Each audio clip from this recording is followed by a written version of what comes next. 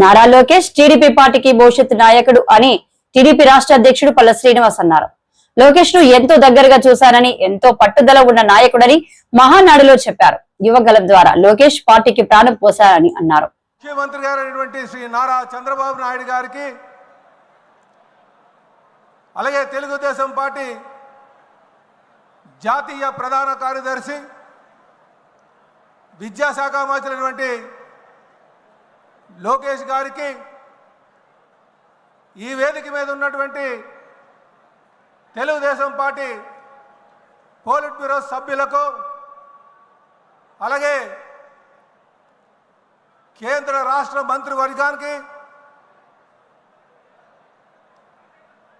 అలాగే పార్లమెంటు సభ్యులకు,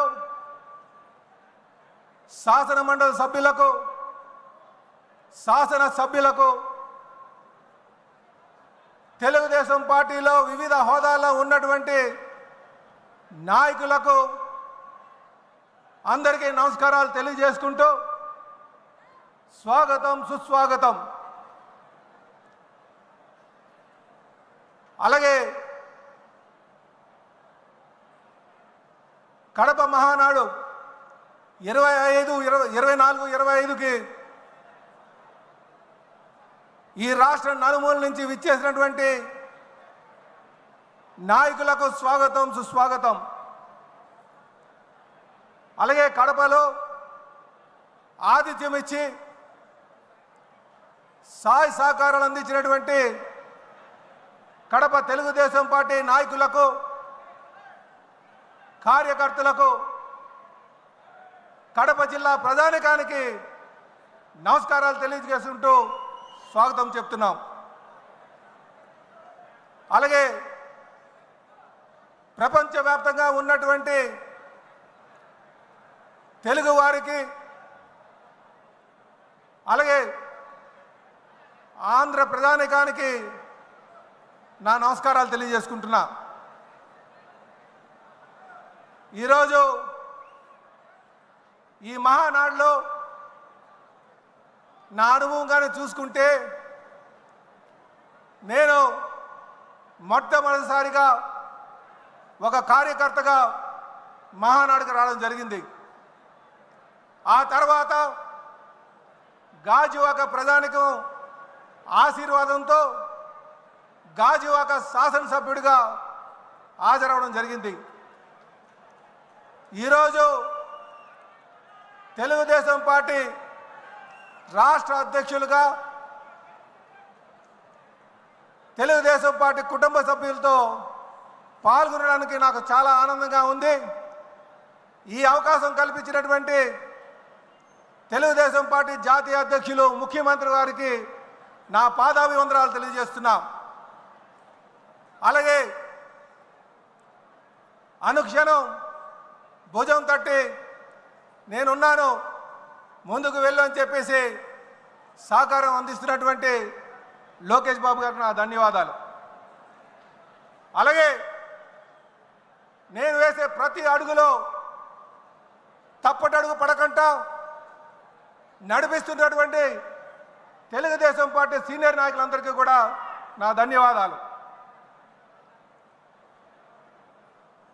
ఈరోజు రాష్ట్ర అధ్యక్షులుగా మొదటి ప్రసంగం చేస్తున్నందుకు ఇది నా జీవితంలో మర్చిపోలేనటువంటి సంఘటన. ఇది నాకు వ్యక్తిగతంగా దొరికినటువంటి గౌరవం ఒకటే కాదు, ఇది పార్టీ సిద్ధాంతాలపై నమ్మకానికి ప్రతీక అని చెప్పి ఈ సందర్భంగా తెలియజేస్తున్నా. అంటే తెలుగుదేశం పార్టీ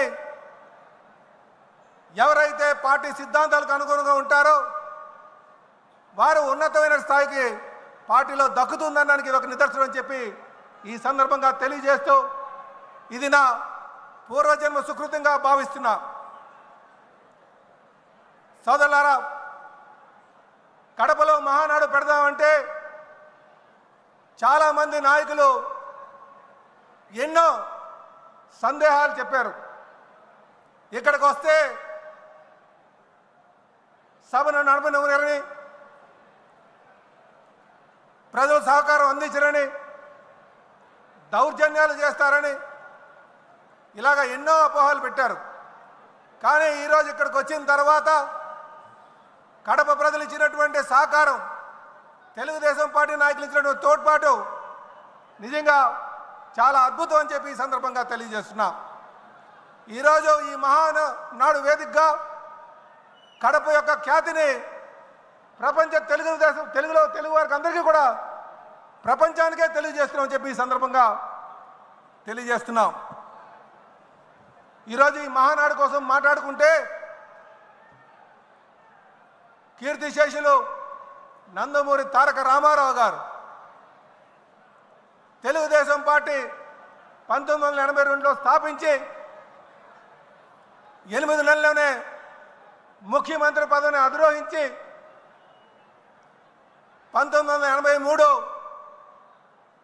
మే 26, 27, 28న విజయవాడలో జరుపుకున్నాం. ఆ రోజు 26, 27 మహాసభలుగా 2 రోజులు జరుపుకున్నాం. 3వ రోజు మహానాడుగా మరి విజయవాడలో సిద్ధార్థ మెడికల్ కాలేజీలో పెట్టుకోవడం జరిగింది. ఆ రోజు తెలుగుదేశం పార్టీ వ్యవస్థాపకులు కీర్తిశేషులు అప్పుడు ముఖ్యమంత్రిగా ఉన్నటువంటి ఎన్టీ రామారావు గారు ఈ దేశంలో ఉన్నటువంటి అనేక నాయకుల్ని, ప్రముఖుల్ని, వివిధ పార్టీ ప్రముఖుల్ని పిలిపించి ఉపన్యాసకులుగా ఆహ్వానించబడింది. అందులో తమిళనాడు నుంచి రామచంద్రన్ గారు ఉన్నారు. అలాగే ఎల్కే అద్వానీ గారు ఉన్నారు.